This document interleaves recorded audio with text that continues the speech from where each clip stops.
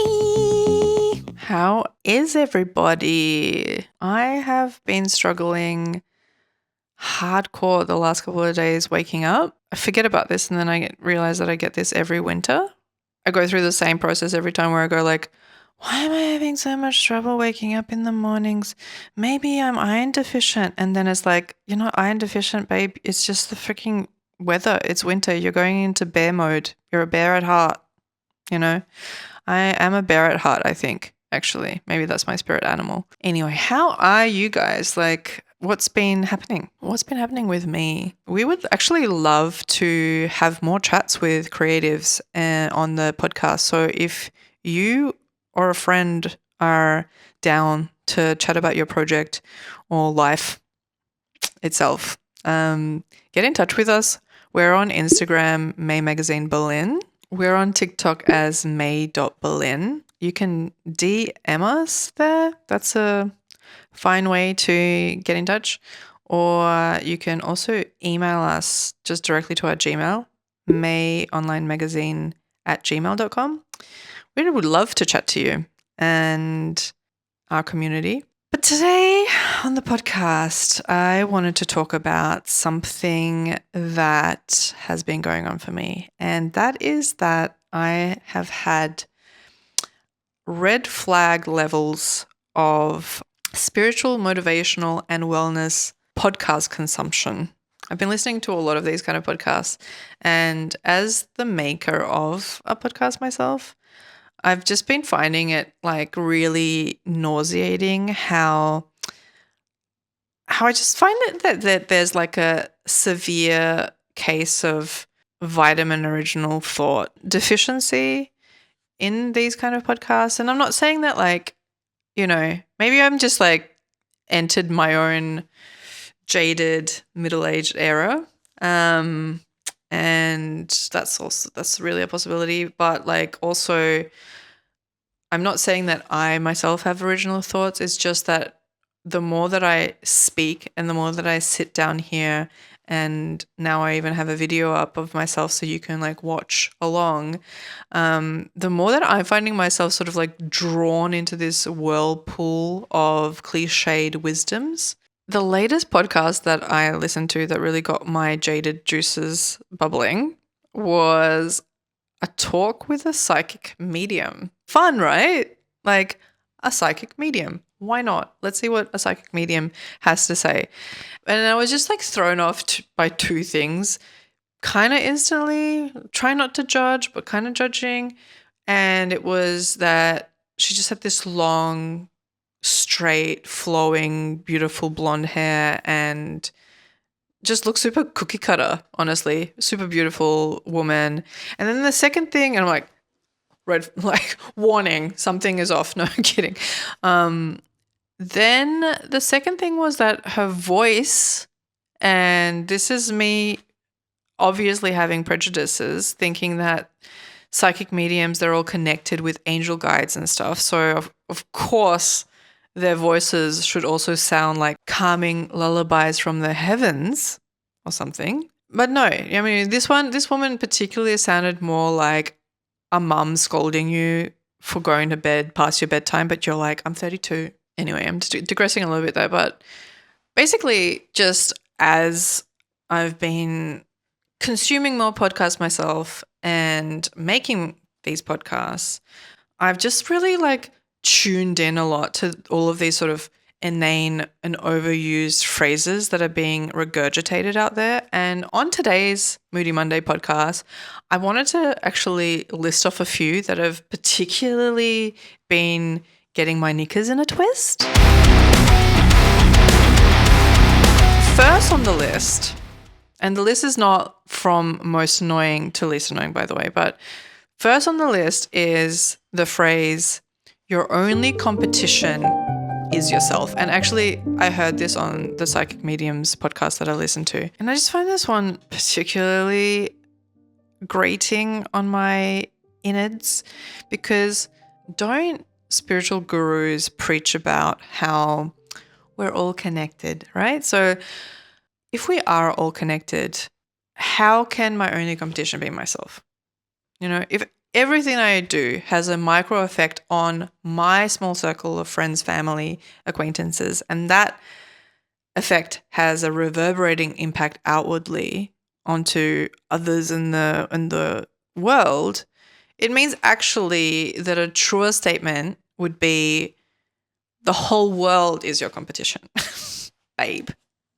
But you are not going to say that because that's just an overwhelming thought, So this is why people are saying like the only competition is yourself, because it's easier just to focus on yourself and not think about others. And it's true. Like, actually, I started playing tennis recently, and for anybody who doesn't know, like, tennis was my first love in life. Like, when I was a kid, all I wanted to do was play tennis, and actually I just wanted to be a tennis player. It's an interesting world, tennis, because it's like a solo sport. Like, there's doubles, but mostly you're playing like solo games. It's very psychological. Like, sport is very psychological, and there is many moments when you are kind of not just defeating the opponent, but also kind of defeating your own demons. Well, I mean, that sounds so dramatic, your demons, but yourself, like, there's all these moments where it's just like, am I going to do a hard serve or a soft serve? Like, there's all this calculation going on, and there's like strategy in place a lot with in sport. And, am I going to choke? Is it like match point, and am I going to choke or am I going to not? So there's a lot of like, even in sport, you've got a literal competitor across the net from you, but it is true that your biggest competitor on some level, well, I mean, again, it's just not actually categorically true. There's a lot going on. There's how physically strong each player is. There's how talented each player is. There's how intelligent each player is. And then there's also the psycho-physical connection that each player has with how strong mentally each player is, meaning, can you overcome your fears while you're playing, and how well does each player overcome their own shit while they're playing this match? So there's like a lot. It's not as simple as to say the only competition is yourself, because you might be up against somebody who is better than you. So no matter how much you rise to the occasion and how much you manage to overcome your fears and stuff and blockages, you're just never going to be able to beat this person because they're maybe also like just doing the same thing and they're just doing it a bit better than you. So yeah, that's the first one that I have some issue with. The second phrase that's been getting under my hood, under my skin for years now, actually, is people saying you only live once. Categorically not provable, therefore not a factual thing to say. Only a person who was alive and dead at the same time could tell us if and what exists after death, which is impossible. So I'm just like, shut up about this one already. Instead, maybe say, have fun, because you might regret it later, and regrets suck. Like, this is what we're trying to say. Like, don't take life too seriously. Don't try to be too perfect with everything. You never know. So just do it. That's the message behind this one. And I just have like a problem with the phrasing, you only live once, because it's just like, you don't know. Nobody knows if we're only living once, if we're living like 20 billion times over and over again. Like, we just don't know. So I'm just saying there's better ways to phrase this. And the third one is, oh my God, this is so funny. I'm literally like I had to write a list for this podcast of all the phrases that irritate me, and I'm getting triggered reading every single one that I wrote down. Okay, the third one is, it's not about the destination, it's the journey, or it's the process. All I have to say is, but is it though? I was listening to someone actually the other day talk about the importance of how a book ends.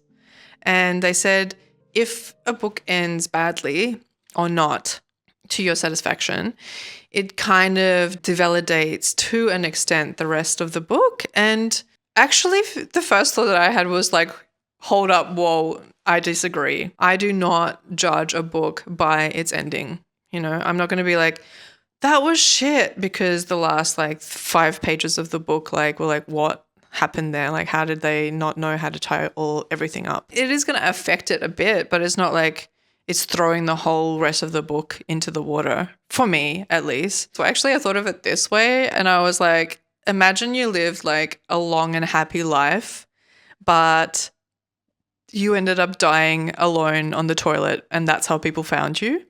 Like, dead with your pants down around your ankles and a turd floating in the toilet bowl. Like, would you be like, I'm going to have to go back actually and have a redo because this is a horrible ending that I got? If your life was a movie and that's how it ended and the rest was like super dramatic and interesting and, you know, wonderful, and then you're like, that's how it ends? That's not me.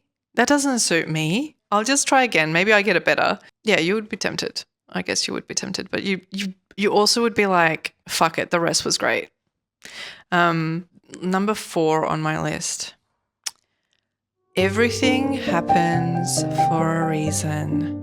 Why aren't more people popularizing the phrase, the only thing that we do know is that we barely know anything at all? Like, even quantum physicists are barely scratching the surface, even though they are motherfucking bosses, mind you, of like anything at all that when it comes to the universe or this planet and how anything functions, you know? So like when people say everything happens for a reason, it's like, okay, cool. And why did you happen? What's that about? Why did you happen? I don't know. This one just gets to me because it's the main reason why it's said is because we're trying to make someone feel better. Usually, we're trying to make all the bad things that happen to us feel better because there's a reason that we're attributing behind them, some way that we learn from them, and how things will be better for us in the future because of these things that transpired. Like, you know, this is why people say this, but it's just doesn't cut it. Everything happens for a reason is like lazy. It just feels lazy. It's a lazy way to speak, a lazy shorthand, cliff notes of life. And yeah, I hate it. Number 5 on my list is trust the process. Yes, because what other option do you have? You know, yes, you have to trust the process. Yes, you need to trust that you don't know everything, again, like the previous one, and that you will learn, and that learning is the key thing to everything that we do. Letting go and being able to trust and surrender. Oh my God, I feel a bit nauseous from even using the word surrender. But yes, you have to let go of some things and just trust in how things evolve or how they develop. See what I mean? like I'm getting nauseated by all of these things because it's just this cliche, this stuff that we've just like heard over and over again, and I'm just really trying to avoid being drawn into it. I'm like, I'm not buying into this. Like, I really would love to just have a moment where I don't want to make everything shorthanded even for myself and for everyone listening. Everybody wants the cliff notes. Everybody wants we don't want to have to like listen for an hour to someone speaking in order to get to the point, which is why all these phrases have been so popular. But they are also just a oversimplified way of saying something that isn't truly all within the words themselves, you know. Trust the process is just like, it's just so wishy-washy. Like, there's just something so wishy-washy about it. I don't know where it is exactly, but it's too wishy-washy for me, and I don't like it. 6. Success is a mindset, which I guess is why I'm not successful. Next. 7. Fake it until you make it. Okay.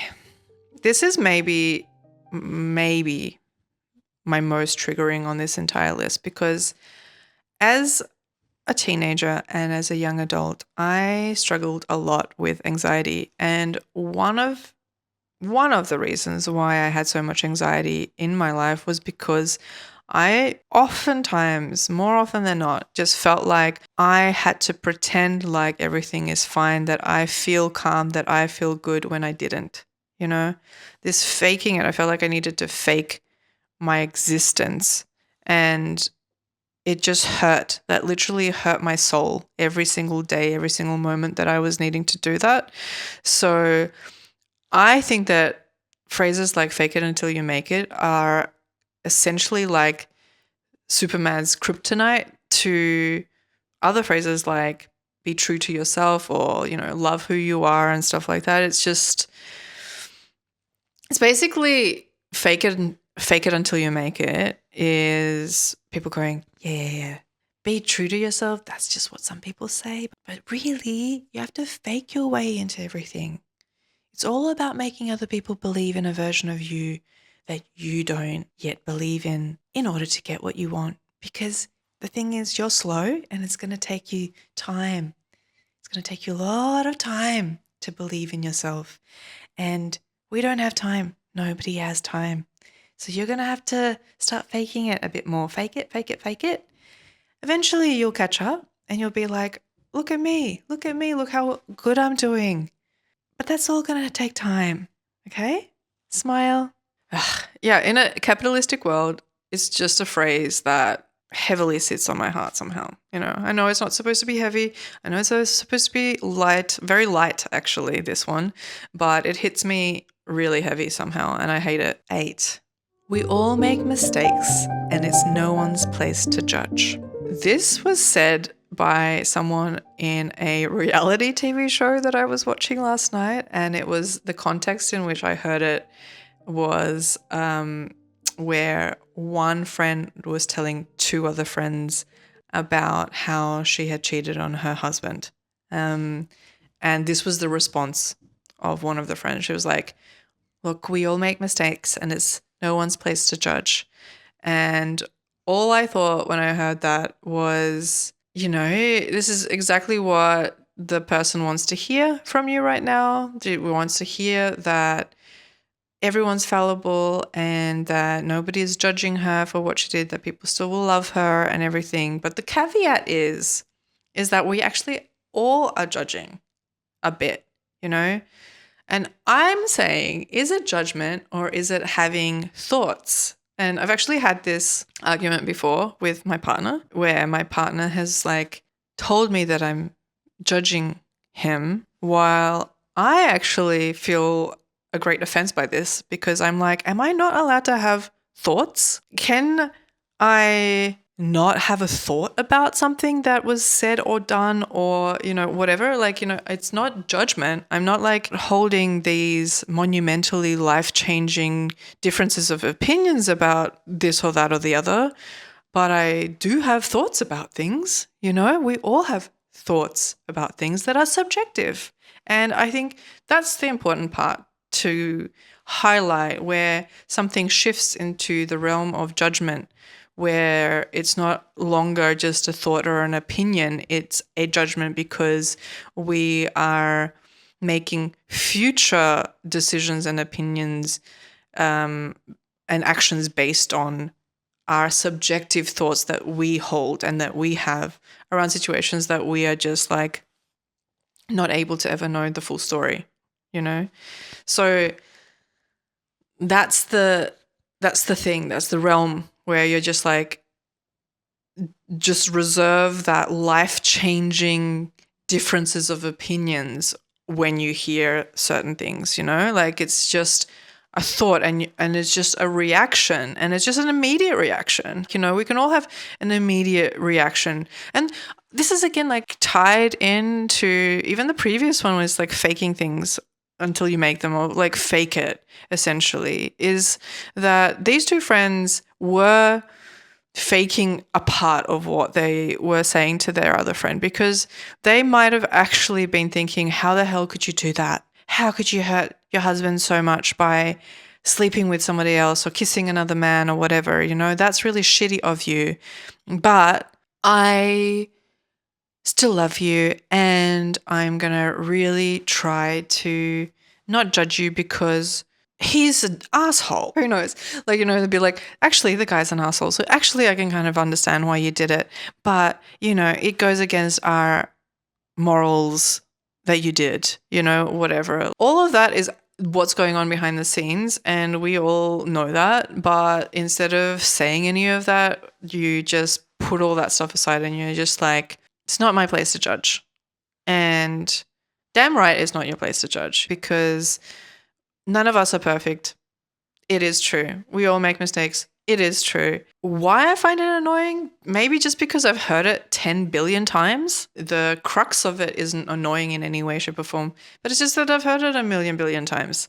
And I actually have a bit of a gripe when it comes to what people consider to be judgment and what people consider to just be like opinion. And I think that there is we should differentiate and define this a little bit more, because it would be helpful sometimes. We are allowed to have strong opinions even about things that are politically unjust.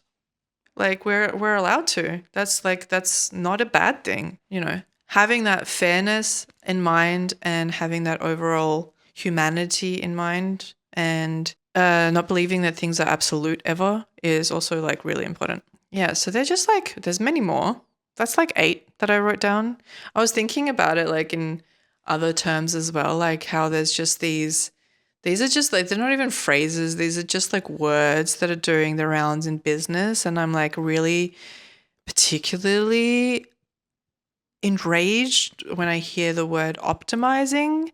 This one like really just rubs me up the wrong way, because I'm like, just say, this is good, but it could be better, and let's make it better. And they're saying, nobody wants to say better because that just, I don't know, sounds too simplified or simple. So everyone's just like, optimize. We're gonna like grow and optimize the business. And it's growth also, blah. Optimization, growth. It's like nobody wants to be like, we want to be the best, or nobody wants to say we want to make it better, or we want to be the best. They want to say like, we just want to grow. Our business wants to scale. Like, that's another scale.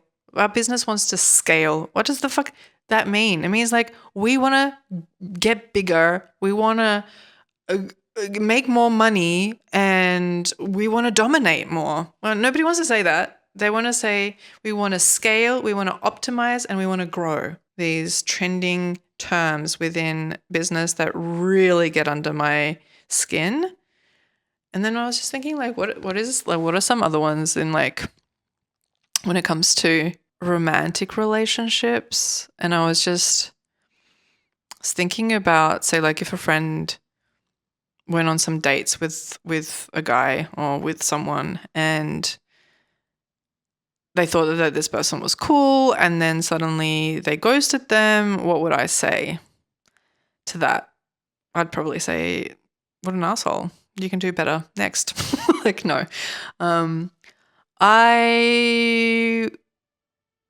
Okay. What a common phrase and wisdom that people would share on this occasion would be, well, they're just not the one for you. True.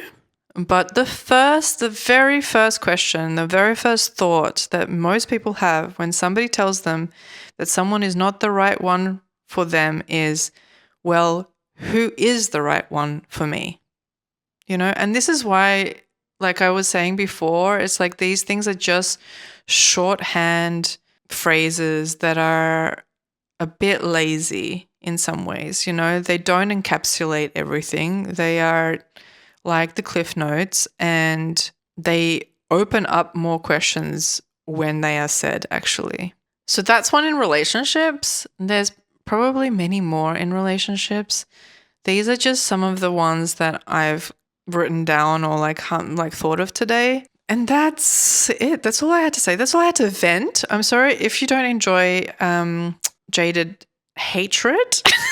Honestly, I don't know what it is with me. I think it really is just because I am consuming so like more stuff these days or via audio channels than I have been before, and they all are supposed to sort of motivate and I don't want to say enlighten, but like there's sort of some motivation, healing, growth, like within these podcasts, and seeing the trends, I guess, when it's when it's things of such great importance as your health, your mental health, your mental well-being, your physical health, your psychological health.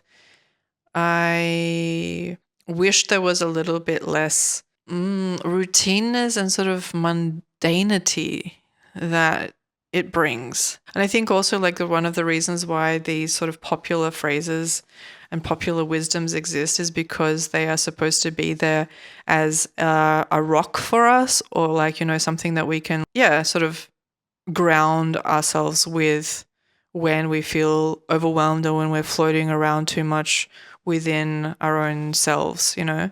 It's like throwing a buoy into the water for someone and be like, we don't know, but like, you know, this is true, at least. We know that this is true. So just like hold on to that, and then until things get a bit better and you figure it more out. That's what they're there for. They're just buoys in the water. They're not the essence of like what you're going through. And I guess who knows, maybe there's like more to this as well that meets the eye. Maybe I'm getting drawn into a vortex of the algorithm, and the algorithm is feeding me back all of these different like creators that are all listening to each other and then repeating what the other has to say in their own words, you know? So that could be also what's happening, and that could be what's irritating me about this whole thing. I don't know. I just hope you're doing well. I hope you enjoyed listening to this podcast in some way. And until next time, lots of love.